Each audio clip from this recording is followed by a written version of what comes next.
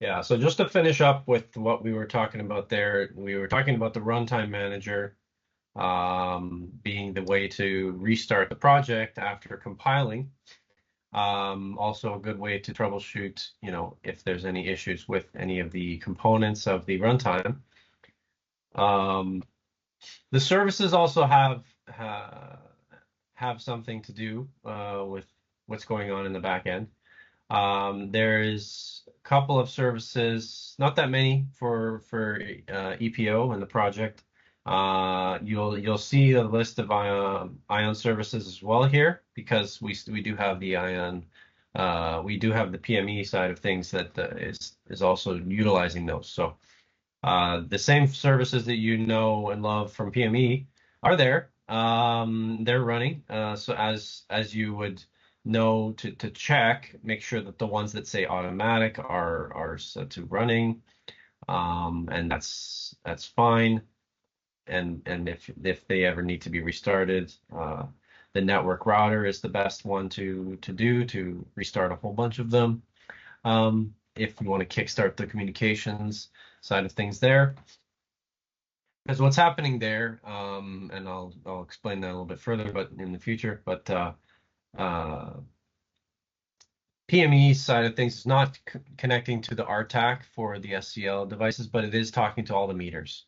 So all the meters are coming in still with ION protocol and getting the data is getting gathered and compiled into the database, like it would before with PME. So you're And essentially running two softwares in a single thing, right? You're running PME in the background, you're yeah, running PSO. yeah, PSO it is can. doing all the SCL devices, PME is doing all the ION devices. Sort of. PME is EPO is also doing the ION devices when it comes to what you see in the real time in the runtime with what you see with respect to the real time data. Okay. The thing that we're relying on PME for is that data collection side of things. So Okay. the log inserter inserting to the SQL database. That type of backend functionality is still that's the way that it's going. So runtime wise, uh, the EPO project wise is not managing that. It's not managing the inserting into the SQL database, Mm. but it's managing the what you see in the web interface uh, in terms of the diagrams side of things. All of that is EPO. So when we get into the graphics editor, that's EPO. The tags that you see there that you can link into the graphics, that's EPO. So we do have access to all the tags from the meters, just like um, and just like the SCL devices there. This down below Schneider Electric Core Services. So this is a service that's on the PO side that is needed. Um, make sure that that is running. And if you need to restart, you might be directed by tech support or myself to restart this service when needing to troubleshoot. And then there's a couple of there's a runtime manager service up here and a SCADA connectivity service. Basically, the two that are automatic, they should be running. But that's it. There's not a lot. There's not a whole suite of services like there is on the PME side in terms of EPO. Yeah, mainly when you're when you're wanting to restart after compiling, restart the project to take those changes into effect. The only thing you need to do is restart you using the runtime manager. You don't have to go into the services. All right.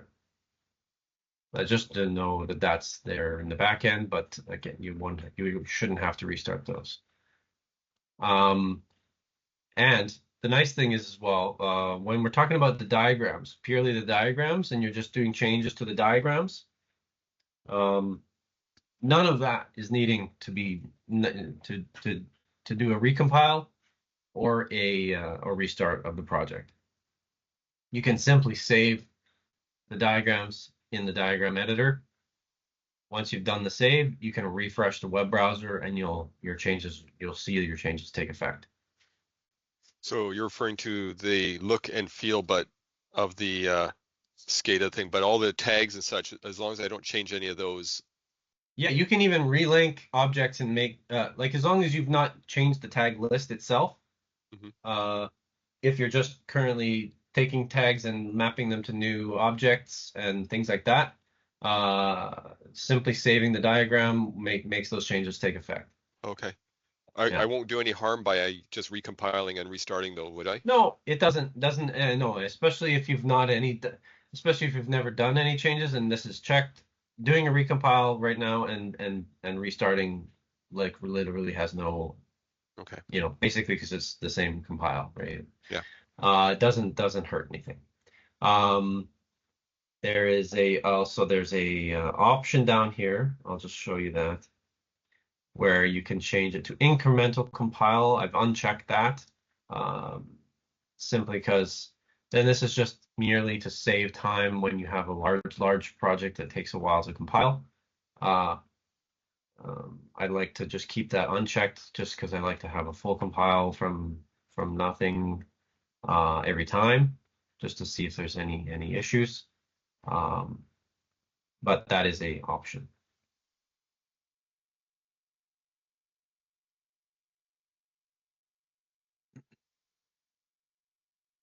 Licensing as well is something I should just mention.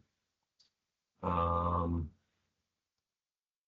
let's just open the applications. Licensing. There's power operation license config utility,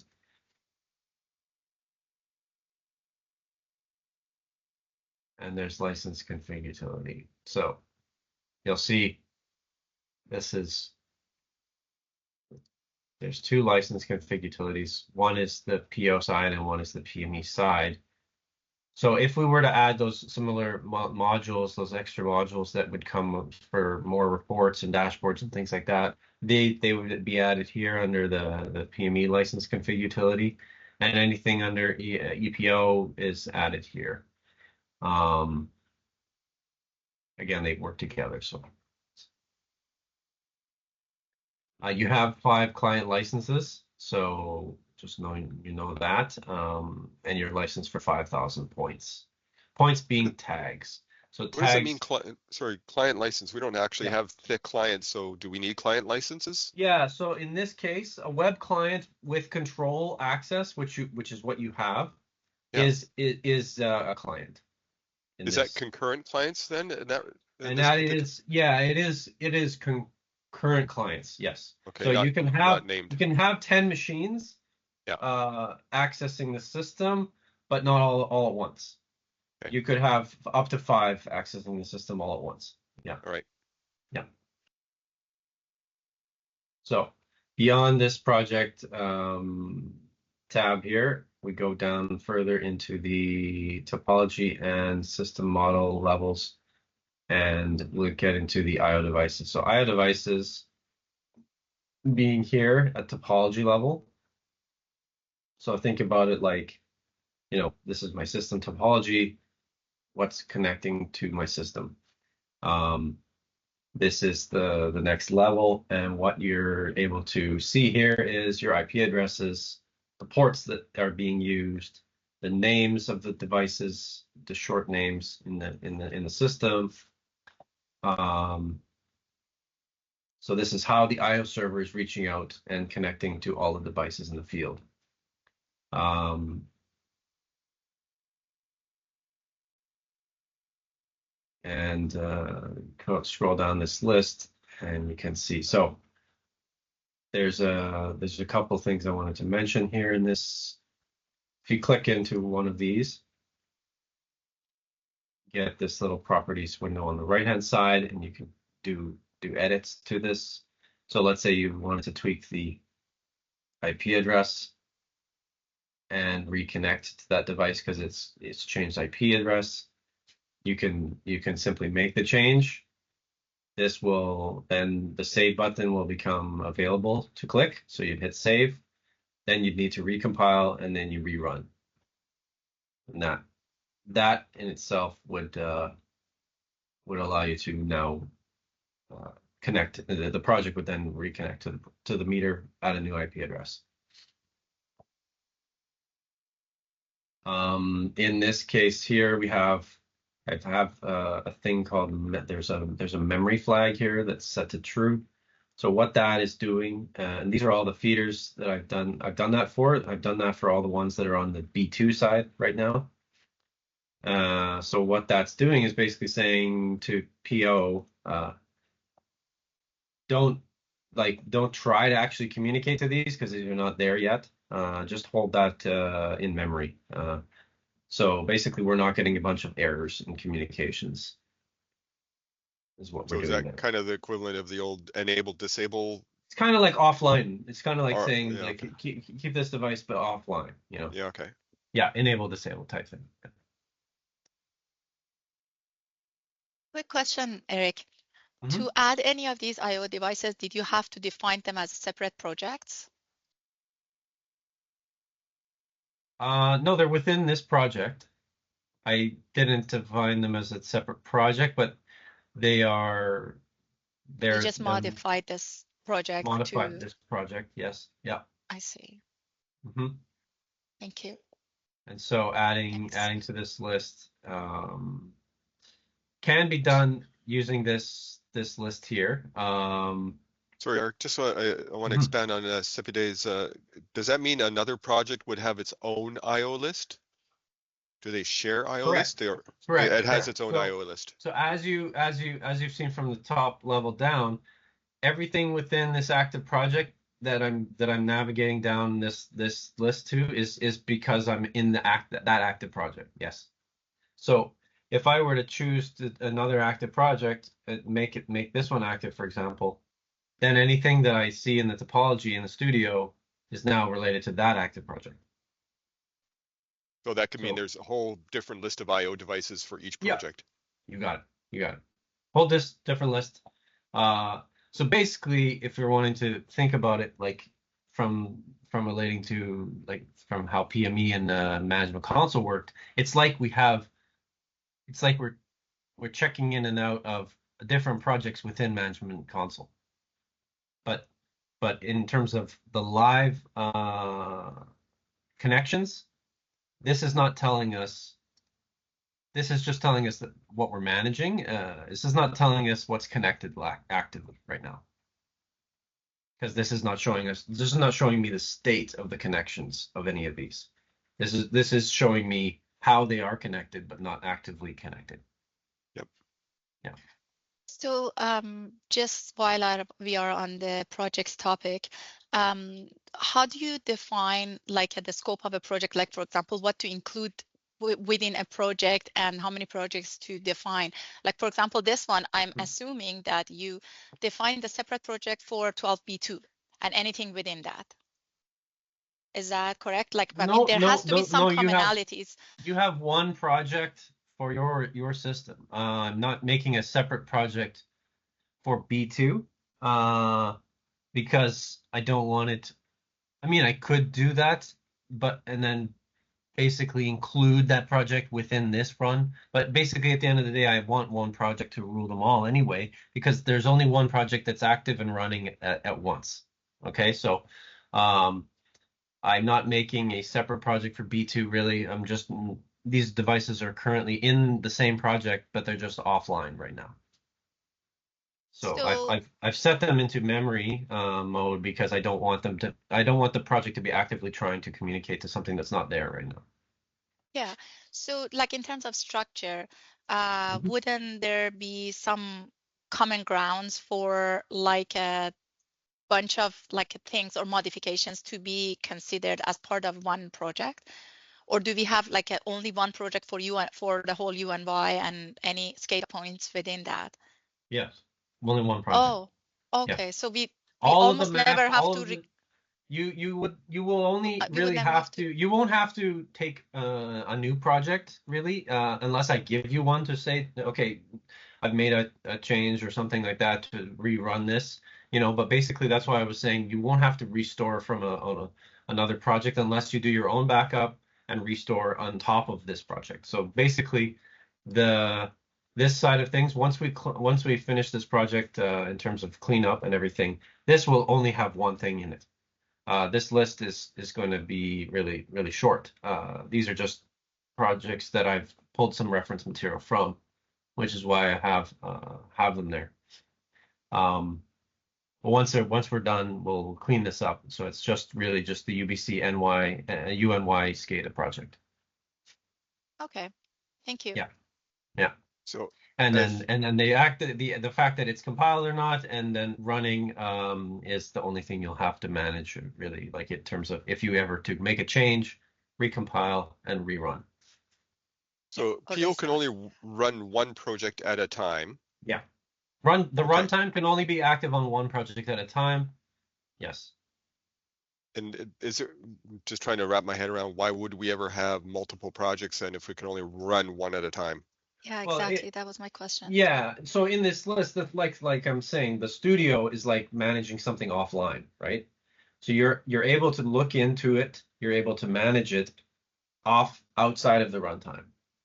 So you're basically it's like how a PLC works, and when you're making changes and then but it's not running yet, it's not actively running. Similar to how the SCADA works, like in terms of you haven't made those changes, you haven't implemented those changes yet, but you're able to make those changes offline and then run them into the project.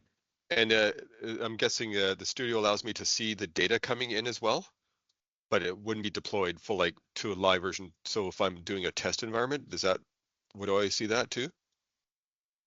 Or in terms of real-time data, no. In terms of tags, lists, and everything that you're setting up, you're setting them up offline. Yeah, so in terms of the tags, you can make changes there. In terms of alarms, you can make changes there. In terms of seeing those tags and actively seeing, that's where we're going to get into the tag viewer, for example. If you wanted to see what's going on online, that's in the runtime. Yeah. So we'll get into the tag viewer for that. I see maybe somewhere down the road, Sapide and Stan are saying, you know what, we don't like the look and feel of this entire SCADA thing. We want to create a whole new way to do this. They can create a whole new project, get all the tags connected in. Yeah. And then they could run it as a new project to see how it looks and works. Correct. Yeah. But they could always fall back to the old one if they wanted to. And all of that work that you're doing there is all offline. You're not even affecting what's currently running. Yes. Okay. So yeah, it is kind of like a PLC the way you're saying it. Yeah. Yeah. So and you can copy this entire project folder and make a new version of it and just call it something different. You could restore. So when I did that restore, you could restore from a version of your project, but just restore it into a different folder, and all of a sudden you have like V2 of your own project. Yeah. So then from there on, you could make changes to it, not affect that original version, and basically you're creating your own versions, right? So, so then you could go forth and, destroy, mess with, whatever, change what you want, and then all it would take would be a change to say, okay, make active, make that V2 the active one. Let's say this test one was my example. And let's say, okay, make this the active, then recompile and run. And in that case, because we're making a new runtime, like we're changing the runtime, I would have to press this basically to run that active project. That would kick in that project into the runtime manager. Yeah. Okay. And then you can manage that project just with the restarts with the runtime manager. Yeah. Yeah. But no, that's a good point. Going forward with versioning, that's one reason I really like the studio environment, is because we're talking about making changes offline and not affecting the actual project that's running.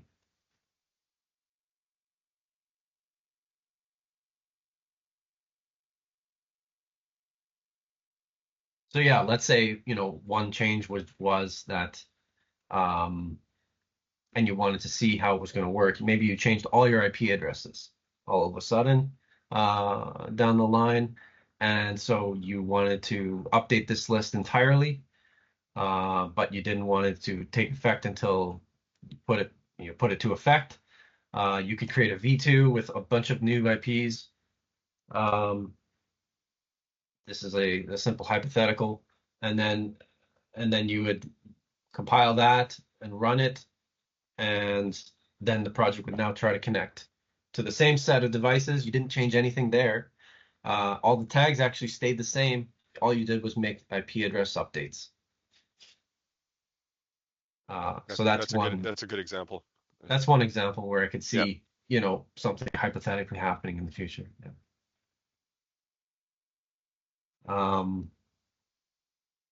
Okay. RTAC wise, yeah. So these are all the things where the underscore M's are all the ION meters, as you can see with this port 7700 ION protocol. Here you can see the protocol list. Any of these is a sort of a list as well.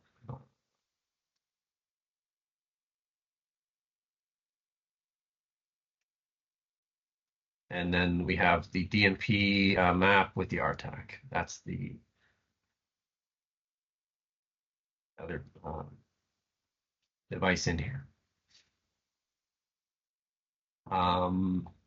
There is other, as you can see, this top bar, this kind of tab bar here up at the top with different icons changed from our project view. This list of things you can click on. So when you're on the IO devices, or when you're on any different tab, that below that sub list does change to be things that are relevant to this view that you're in.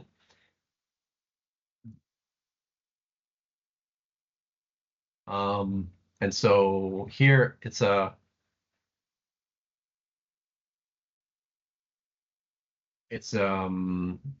good to know what's here in terms of and this is where you can kick off the profile editor and the IO device manager. So I'll get into those in a bit. Actually, probably pretty soon here. Let me see tags. I don't typically use these, but exporting tags is a nice thing. Export tags from an IO device to an external database. Okay. These are lists as well that you can copy and paste out of. And then if you wanted to see the tags, that's one more level down. This is system model. So all of those are just IO devices at this point. Then all the tags are called variables. So equipment again is the list of devices, but now with the fully described name in the project. These are the longer names. And a little bit more of a description you can add. And then there's just short name is the IO device name.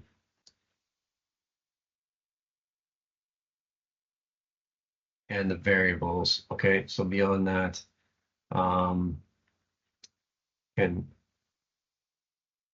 you can filter this by just clicking this. So let's sort by. Okay, here we go. I brought the UNY stuff to the top. I usually jump past all that virtual stuff. And I can also see about, I haven't wanted to delete this because I'm not sure if we need it still, but we may be able to remove all these virtual tags from this list. It doesn't hurt the project, but and they don't actually go against your tag count either. So it's not like an issue, but we can look at deleting those if needed. Everything is underneath the UNY naming convention, and everything is UNY substation dot, the various either breaker name, feeder name, or In the case of the RTAC, just UNY RTAC. Or do the tags also have a naming convention? Yeah, yeah. So the naming convention, this is the tag name here. Yeah. And you can see for the meters, once I get down to the meters past the RTAC, you can see this the naming convention starts to become kind of repetitive, and this structure. Okay, this is actually coming back to an IEC 61850 standard structure. Okay, so these little short kind of abbreviated ways that the tags are named, and MMTR1 and things like this. This is the structure that's defined coming from the IEC 61850 structure. So this platform kind of is built off of that as a standard in terms of the naming conventions. Yeah, it makes But sense because I'm comparing them to the BC Hydro SCADA tags, and they seem to be consistent very much. And yeah. Yeah. Yeah, yeah. So that's good. So in terms of Yeah. your relative understanding of tags, you know, tags over here, tags over there are going to be fairly similar.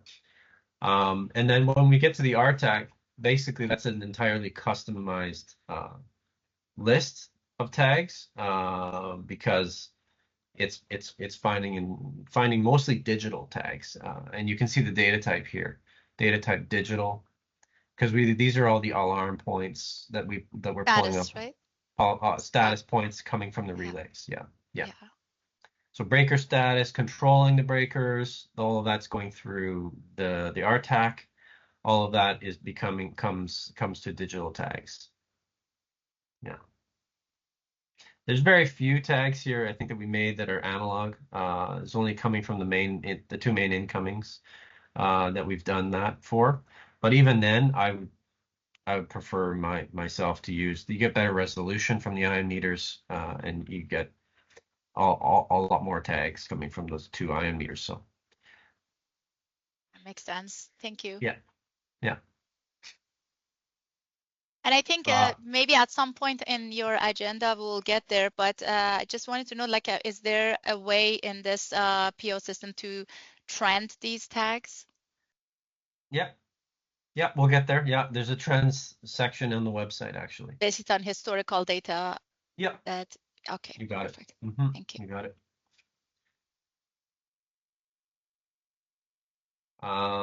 Okay, so yeah, I just wanted to touch on this address field as well. So this is if you're doing troubleshooting and we're talking about that tag list that was defined up front from the consultant and the programming into the RTAC. All of those tags are DNP points. The DNP points are defined like this. So the way that the structure works in DNP is the digitals are called BIs, binary inputs. So BI 102.val. And that's the naming convention there. In terms of, and when you see something like this is BO on a number, and then BO operate pulse. That's a control point. So that's an output that's going to control those. That's the close control, and that's the open control.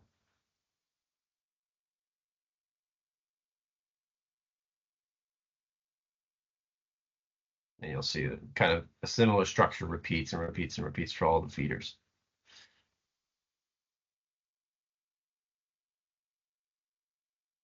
So, and the filters on this work really well. Like you can put in, F16, apply, and boom, only the F16 tags are going to show here. So are these tag names, these are taken straight from the RTAC? Yes. These tag names are like the fully named tag based on the RTAC tags that we were given. Yeah. Right, but that Like full we name can make tag. that name change can that name is our own custom name for Oh, that okay, tag. okay, Yeah. okay. Yeah, It's just the the endpoint. only thing that actually is means anything on the RTAC side is this little address. Yeah. Yeah, so it's like in the Modbus world, the Modbus address. In the DNP world, it's this address. So So for it's that breaker that you DI had, number. Yeah, that breaker that you had 12F16 future, I could edit that right here. correct. Yes.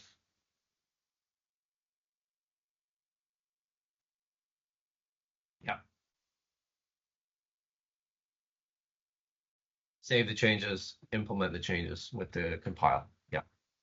So I guess, Richard, we are following also that standard that Eric mentioned, the IC, what was it called? The number?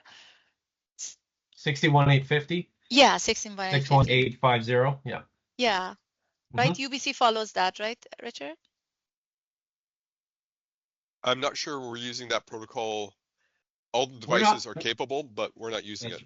Yeah, we're not using that protocol. We're using DNP, and Just the tag name that's a. convention. But in terms of tag name convention, Yeah. I just say that the default short tag name convention in the EPO comes kind of from that standard. So, but when we're talking about custom tags, they can be anything and everything. We're just defining. We've defined them based on how they were labeled in our tag list, from the consultant. So, we want it to be fairly descriptive, so we wrote out most of it. Well, this is that opportunity. So, example where you had this overcurrent trip on overcurrent. I can't remember one of the tag names. It was this big long thing of Oh yeah, there's this one that one trip there. The started. idea, yeah, no, further up the Oh, this one. phase Yeah, overcurrent, blah blah blah. Like yeah, I could edit that right here and say, because I don't understand what that means. I know it's bad. yeah, yeah. You could edit that. Right here, exactly. Yes. Okay. And if you wanted to see all of those, you could filter on OC underscore DT, for example, and it would show you all of them right here. Yeah, yeah. And I have no idea what half those letters actually mean. Yeah. Well, most of those letters, I don't know what they mean. Right. So, I mean, it would be good to know if there was a change to that tag name, and you knew it before we, finished B2, for example. Let me know. We can definitely, make it a little bit better if you want. I think there might be some opportunity for us to work with you, at least one of us to work with you when we start doing B2 stuff, just to sort of maybe shadow Yeah, you to see sure, up close and personal and maybe sure. get some hands-on experience. That's a good idea. That's a good idea. Yeah. Yeah, and get a sense of how to make a change like that or something Yeah. like that. Yep. Good idea. Okay, alarms, that's another tab over here. And so basically the difference here being any any alarm has to come from a tag. So you don't have an alarm without a tag. So variables is everything. You always have the full list here. This is created based on all the tags defined for each device and then added to the project. We'll show you the profile editor in a second. That's where these all started from. But in terms of the variables, the tags lists, that's all here. Any alarms are then, you just basically say check for this. I want this to be an alarm. So that the alarms are basically just tags that have become alarms. So that's why the name is basically the same. It's just now they're operating as an alarm. And the way that EPO works is any digitals, it's always treating the 1 as the alarm and the 0 as the normal. So if you have a alarm that operates the other way. You just have to, when the tag comes into your system, you have to invert that state. So that when you're looking at the tag becoming an alarm in EPO, it makes that alarm 0, like, or that state is 0 on a normal state, on the normal case, and then it becomes a 1 when it changes state. Where are they And shown right now? The 1 and 0s?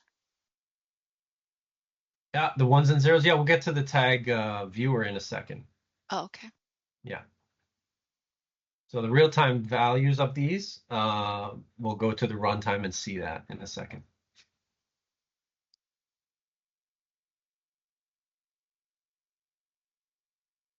So, yeah, trends. Sorry, Eric, that Yeah. that area of the alarms there, is Yeah. that where that information gets sent to E&M? Like Alarm tag right here. Yeah. alarm tag, that would be the stuff that we'd be looking for in the event notification module. Yeah. Correct. So can I make an alarm based on any tag that I want to then? Any tag that's in the variables side of things can become an alarm. Yes. Okay. Mhm. It has to be here first. Has to be a tag that the system is looking at, and then you can make it into an alarm. Mhm. Now these are just IO tags that we're Yeah. seeing. They're not necessarily. Yeah, in terms of like digitals, you mean? Yeah. Yeah, there's not a lot of analogs here. The analogs, it's heavy on the metering side of things. Yeah. 'Cause you've got, So that's where, that's a different group of tags. yeah, That associated. if you go to the meters, then you have all these reals.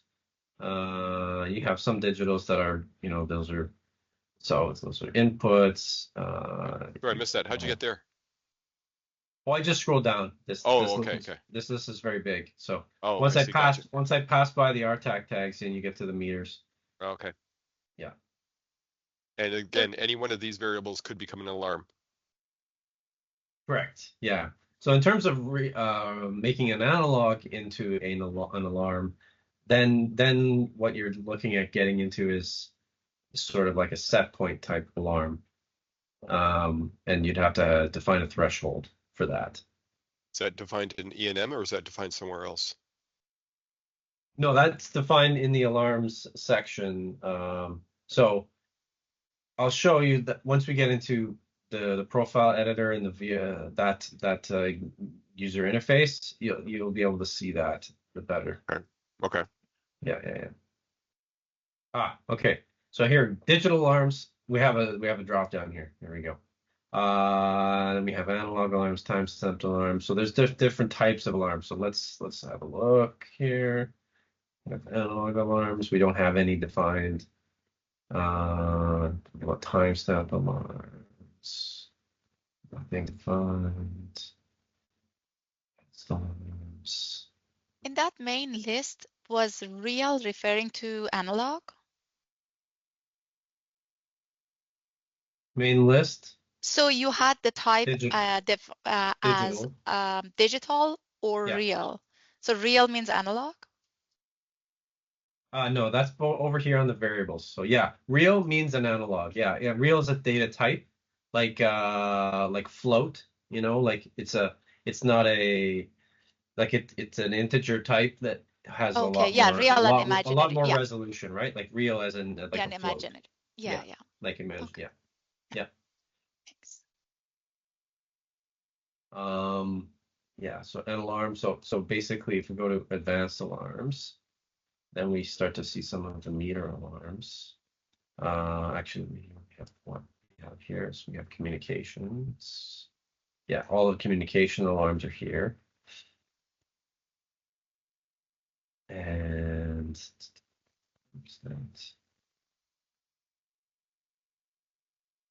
yeah, so currently we don't have any analog alarms defined yet. Set point alarms, thresholds.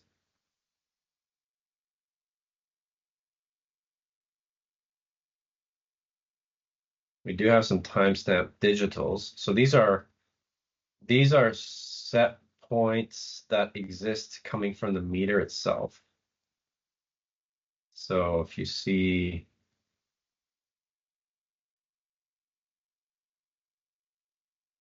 like this, that's where the disturbance detection comes from. Yeah. So it's a timestamp digital. So the flag goes off in the meter for the disturbance. EPO sees that as a timestamp digital alarm. And so it knows if the disturbance happens, it knows because of this. Yeah, so it's just a long list based on each meter, and because you guys have a lot of meters here. So there we go. And Same. these are the canned alarms that come straight out of the Yeah. box. Yeah, they come out of the box, and like sexual event, transient event. There we go. So again, the ION device alarms that are typical, they're coming in through lists like this. And I'll show you that in the profile editor in a second here.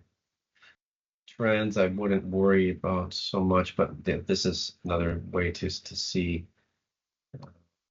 Yeah, sample period, 15 minutes.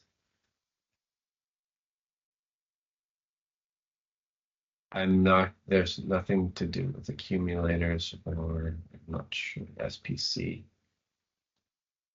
Yeah, basically the three tabs that we deal with here and on this level on the system model side are really yeah, looking at equipment. This is just the simple name, then variables, which are all the tags, and then do those variables become alarms or trends? So what you can do is, I'll show the device profile editor here to see sort of that structure from a user interface perspective, because this is a big long list. Can be not so elegant to manage, make a change to. So you can do that through the profile editor in a more like user interface way.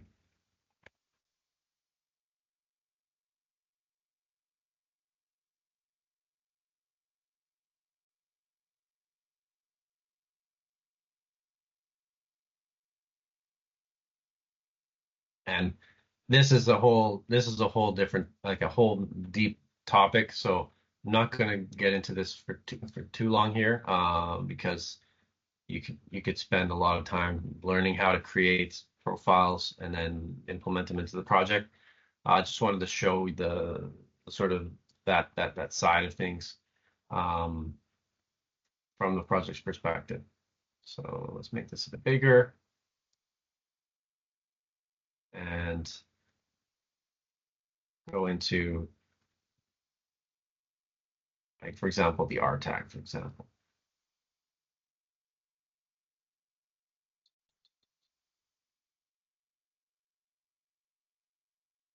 I put it, there it is.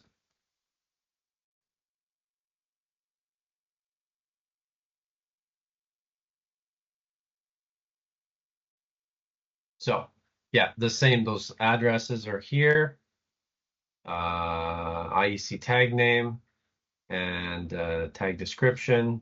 I basically keep them the same, but you can't have slashes. So there's certain things that you can have and not have. And you can click this edit button. Let's say if you wanted to adjust that address, that opens this up, and you can change that address right there.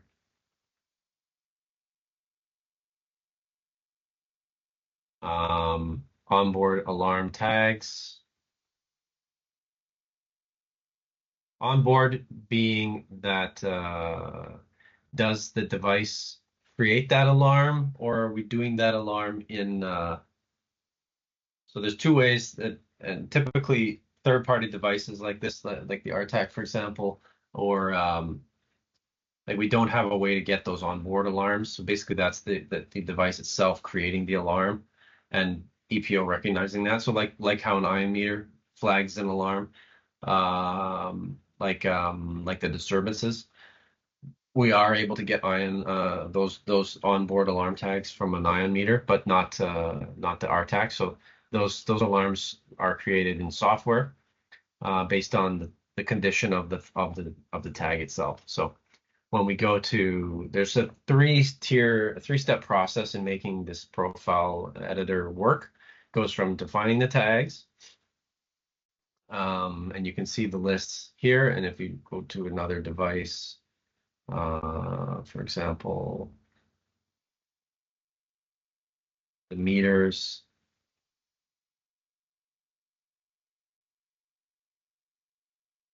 The meters are all here. Where's the 9,000?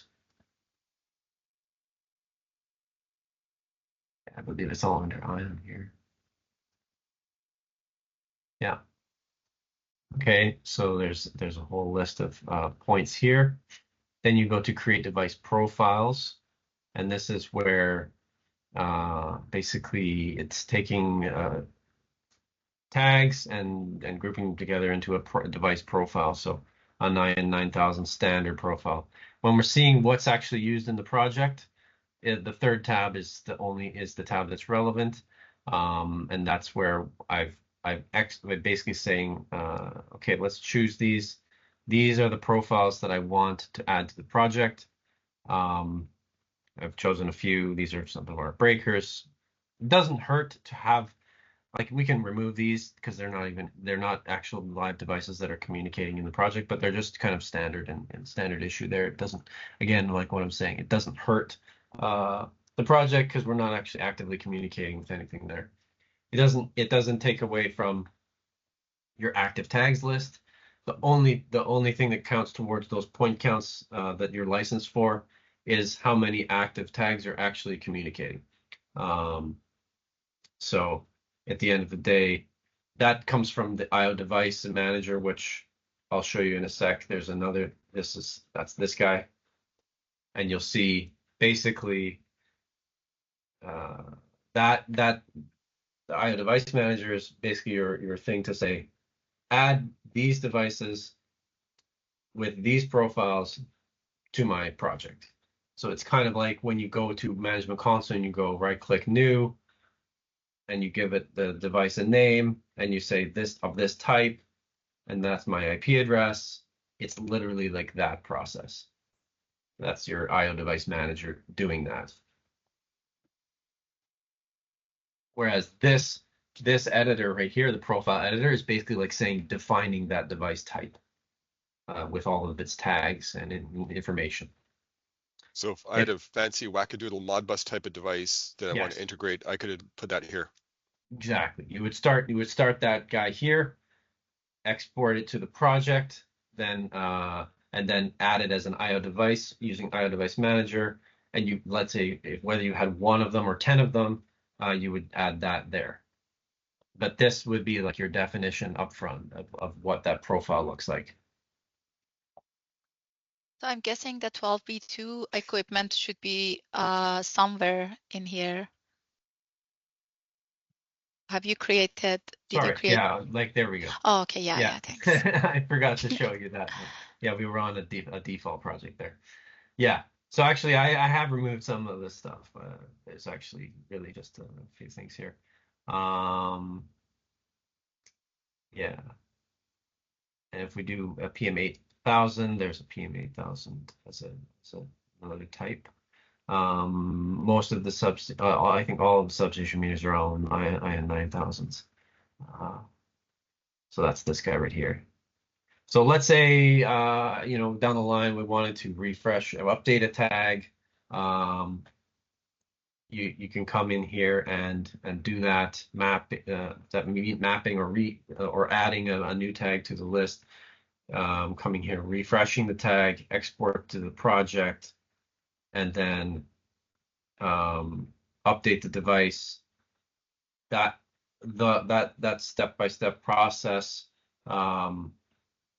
goes to taking that back-end information that we've created and populating this list. So you can manage, again, like you can manage the project as it is right now, just using this list. But if we were to make up a big update, let's say I would want to use this tool to do that, or a new profile or something like that. Because this makes the making those tags, in a user interface way easier.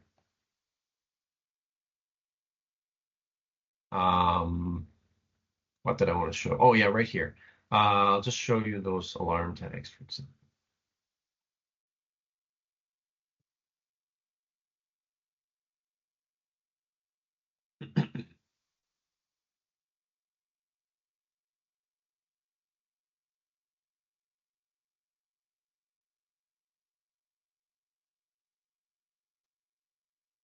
Okay, so our tag IO tags here. And so they basically have defined them under generic IO and miscellaneous. And then PC-based alarm tags. So that's the alarm tags that we have available to us. Anything that we create as an alarm will show up on the PC-based alarm tags. Not the onboard alarm tags, because that's something we can't read.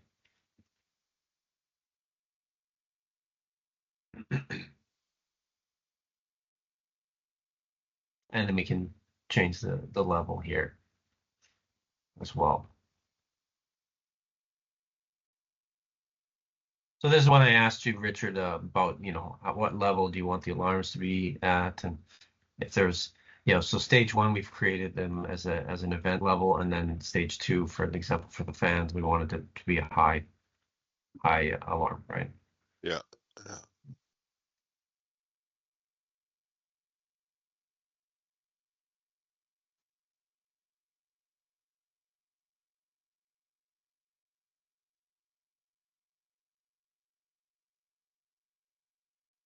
Okay.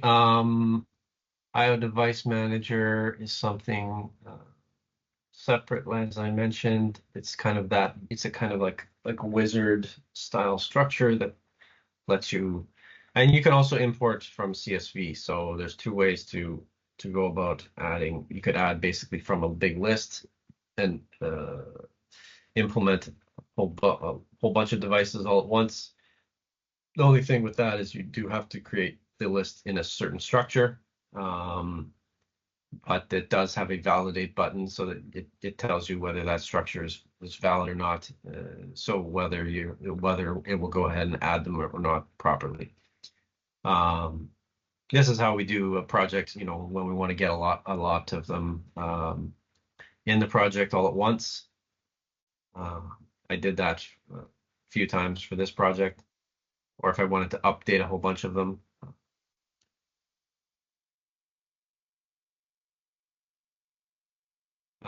But when it comes to managing a single device, like I wanted to just update the RTAC or a meter, or adding 1 meter, I would pick this one usually and just add it. So create 1 IO device, or update. Update being we're updating the tags. That's how we would do that. So create, goes through, and there's good videos as well in this video list. So at the top in the security tab, we have 2 things. We have users and we have roles. And the way that this is being managed right now, I would say it's best to stick to your Windows groups, and then just manage everything within those Windows groups to add and remove your users. Okay. The only thing that gets defined in the project is at what level you want those users to be at. So we have roles, we have operator, supervisor, controller, user, and we can create other roles with different privilege levels. I'll show that in a second. And so basically, once you have a allocated Windows group, you can put that entire Windows group into one of the roles, and then they will have that level of privileges. The users themselves individually, like for example, my supervisor user that I use to get in and out, logging in and making changes and stuff, is a sort of a SCADA user itself, that exists outside of your Windows groups. So I think all of these we can probably remove, as well, because they're not the way that a user for you guys is going to log in and out, not using the SCADA users individually. You're pretty much you're going to rely on your own Windows account to go to get in and out. And then the way that it's authenticating is in the back end with your Active Directory, and is that user a part of this group? Okay, explain this one to me, Eric. Like Yeah. within this group, who created this group? Is that done by IT, done by you? That was done by IT. Yes. And I think so. Based on that initial work that we were doing with them, I think you probably in the past there's an email that said which users you wanted in this group. And Yeah. within this group, what access levels do these people have? Do they have supervisor, operator, controller? Like I'm hearing from you that they're all supervisors. Anybody in this supervisor role group is a supervisor. Yes. Yeah. Which is kind of not what we want. We want to create a hierarchy of people with I would think so. Yeah, you would want your operators to just be on the operator or controller level user. Probably controller, I think, because that's going to allow us to give control. Now let me look at those privileges levels in a second here. That is defined here.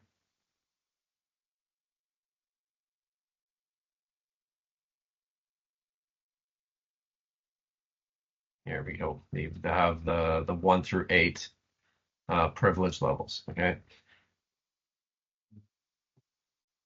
So what do we have to do? We have to create a new Windows user group for operators and a new Windows user group for observers? Yes.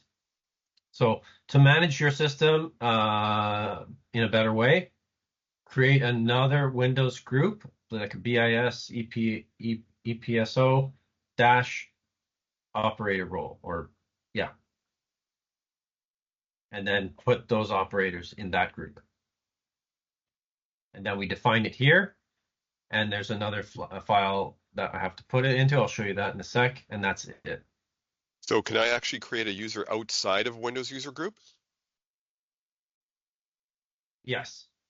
So in that case, that would be like a SCADA user, like individual, like supervisor, for example. Yeah. So and that's purely within the project. It's not a Windows user, of course. It purely only has access via the SCADA application. Yeah. So which one takes precedence then? This one or the other, the Windows user group? They both work in tandem. There's no one that has precedence over another, but it just depends on the privileges you give. So if I've given them supervisor privilege in the Windows user group, but only controller privilege in this group, what would they have? Supervisor? Well, in terms of it depends on how they're logging in. You see this username here? This is a username that exists. Okay, so if they logged in they'd have to type in with that username and password. Okay. Specifically, yeah. Okay, I see. Yeah. So I can create a custom one just for a viewer that I have, and I can give them login credentials, and they would have just the role that they're assigned. Correct. At this level here. Correct. Yes. Okay. Correct. So you could create an individual standalone user that's outside of the Windows groups that is working like that. Yeah. So I guess at the very least, I have to contact IT to say who's in this Windows user group, and create another one for just operator status. Correct. Yeah. And then put that into the roles. I guess. Yeah, all you'd have to do there is just create that Windows user group, put your users in it, and then we put it here, like this one is. And then let's go to that other file. I'll show you what that is. It's under PL applications.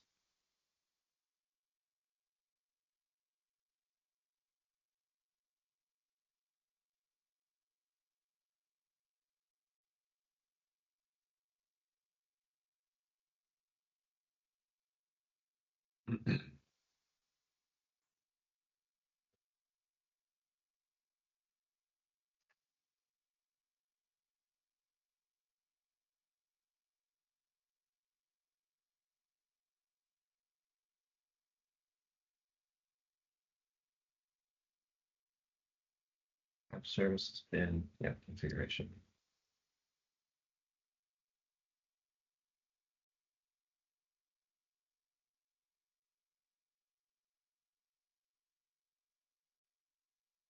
So in here,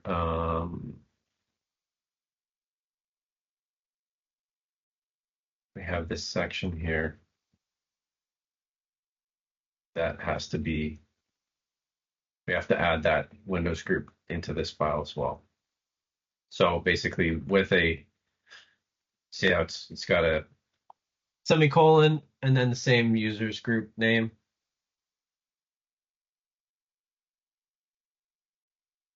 Oh, so I actually have to edit this XML file to update it? Yes. Or,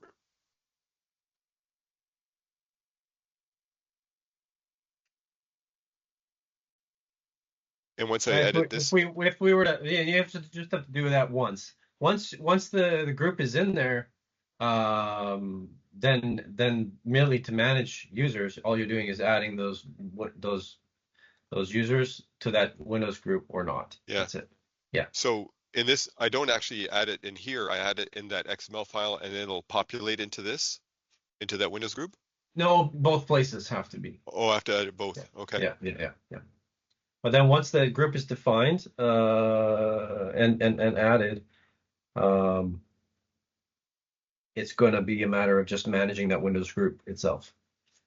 So I can just literally copy paste those, whatever, 1 or 2 lines in the XML file and just change the name of the user group. Yeah.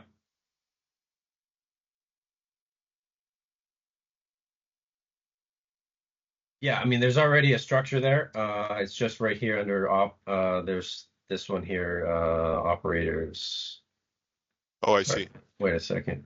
Observers, operators, users, controllers, as administrators. Yeah.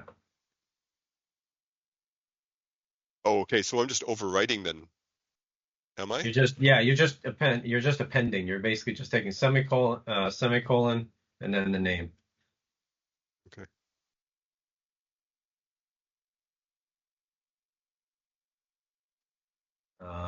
Yep. And just a note for myself as well. So that's a bit clunky, isn't it?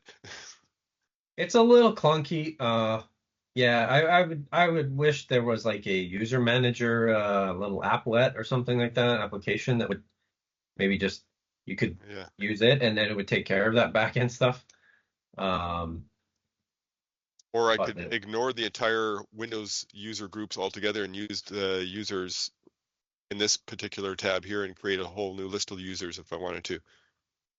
Yeah, you could. Again, like the reason being that you wanted to keep the password management, the reason why you want to use Windows users keeps that password management, out of your hands, right? And that's a nice thing, right? You can then you're just relying on the Windows authentication process to take place, and the user gets access.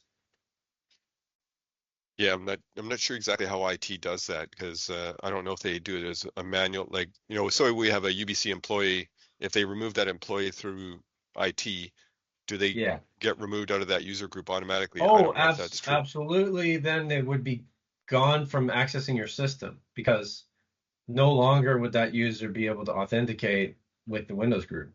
Yeah. Yeah. So in terms of you managing your users, it's actually a good check and balance too. Whereas you wouldn't have to just completely actively remember, oh, I got to go back here and remove that user. No, if they're removed from the Windows group, now that's taken care of for you. Now, if you go to the next, if you go to that other level, Richard, I will say this. So, let's say you do like individuals at some point. So then there's two places to add it in this case. You have to add one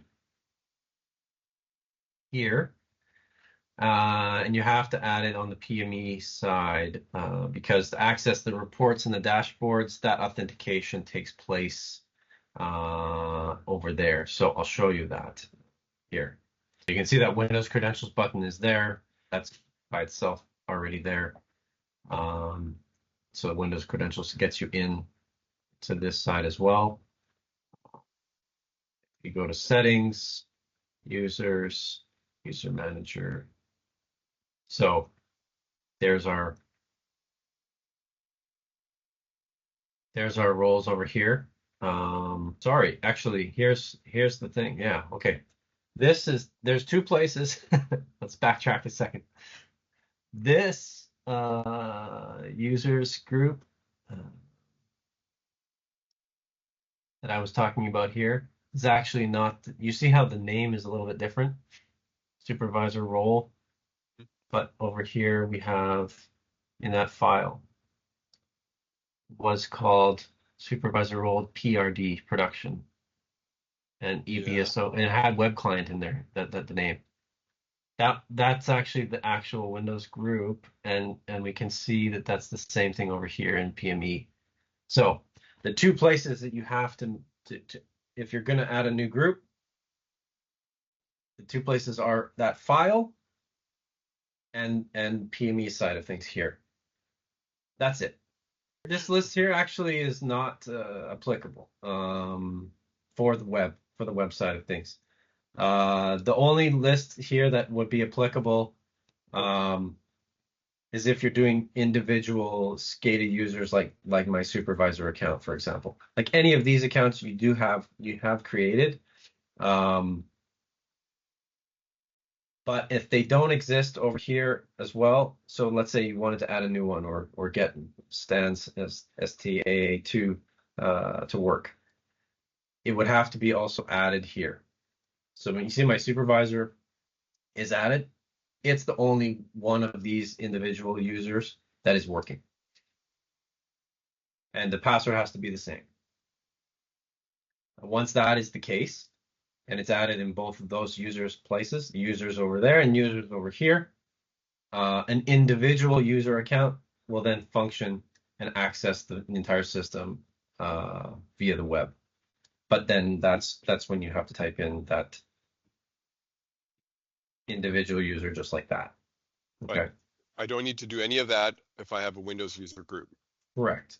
If you are using just purely Windows users and relying on the Windows users groups, you only have to add the Windows user groups in the two places, and that is this file for the EPO level. Okay, so you're choosing are you choosing administrator level, controller, observer, users, operators levels. These are the 5 levels right there. And then you add the same group over here on the PME backend side of things. So you go new Windows group right here. Add Windows group. There's your domain, and you type it in. So with Dewey, for example, you ask him, hey, let's create a new one, and give it your name. Actually, we've got operator role, we've got supervisor role already defined. So I would ask him, actually, he's got here. He's got another one called app. I'm not sure what that's for, but desktop applications permissions group. Okay. Yeah, just I think maybe he's trying to keep them. Maybe he's named them as the web clients. So the web client ones are the ones that he wants to use to manage them. and just make sure that people are added to those individual groups. Here's one cool thing on this side of things that we can do. If we double click operators role, we can view the users. Right now it's only Dewey. So Dewey's in the operator role group. Supervisor role. You've got yourself, Sepide, Stan, and Dewey. Stan, how are guys operating Breaker through SCADA?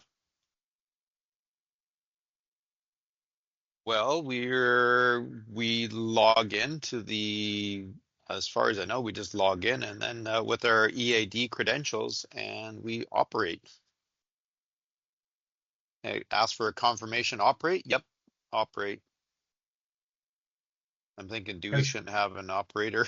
Because currently, guys, anybody outside of you guys is not part of either of these two groups. Yeah. Well, that's interesting because my guys can operate breakers. So are they using their Windows account to log in? Or are they using this, and maybe that's why these exist still. It's because maybe they're typing it in shorthand like this. Let me just ask real quick here. I'll just see. But if they're doing this method, we didn't do it set them up in different places, like you said, like it was done at this level. No, I know, but so what would happen there, Richard, is if they clicked on dashboards or reports, it probably wouldn't work. Like that authentication would fail because we haven't added that on the PME side. We have to set up a new Windows users group for all of our electricians. Yeah, or we should the supervisor one. Or put them into the operator role. Yeah. Yeah, and change the supervisor password to something new that everyone else knows except for them. And right. then they just use EAD credentials. If I changed the supervisor account, because to me, I think that's I'm the only one that I thought was using it.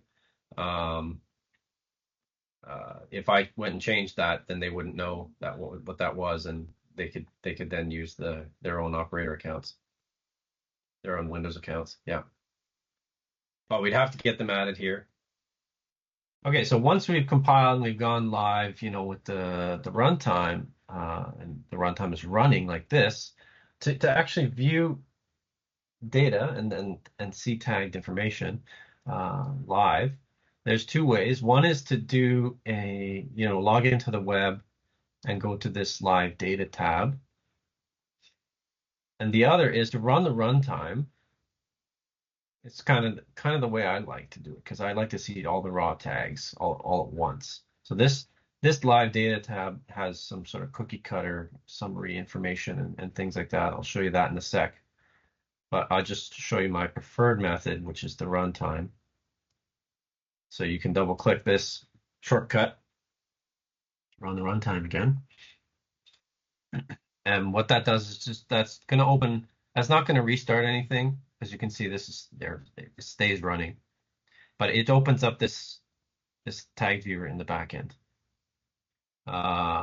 which is within the thick client, we'll call it. Okay. And there's some navigation here. I'm not going to worry about if you ever were getting out of sorts and you weren't sure where you were in this. Go back to pages. And then tag viewer is here. Anything that says PLS tag view.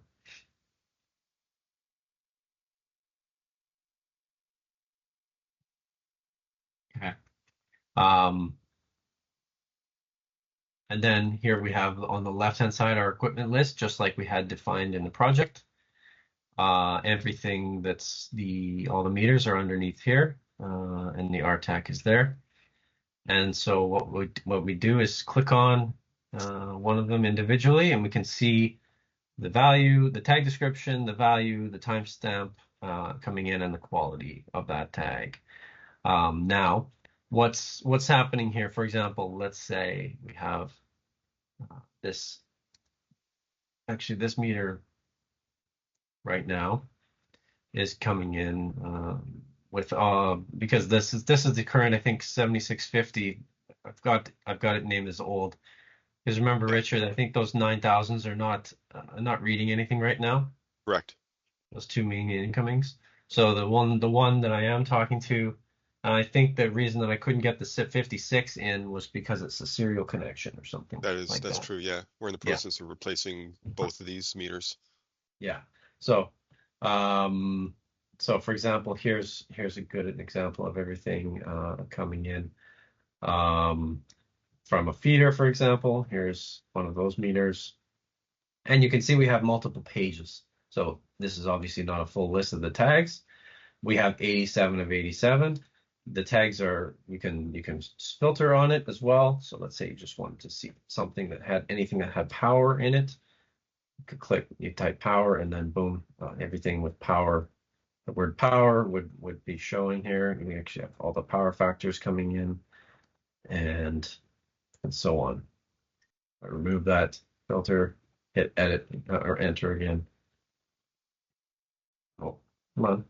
Oh, just click X. There we go. That does it. Let's go to RTAC. And here we can see all the ones and zeros. So what does it mean when something is good? Typically is what we want to see for the data quality. And this is something that we brought up with Prime, is that for some reason the control tags, they always showed as bad for some reason, but they still worked. So in terms of testing of them, they were working, they worked fine.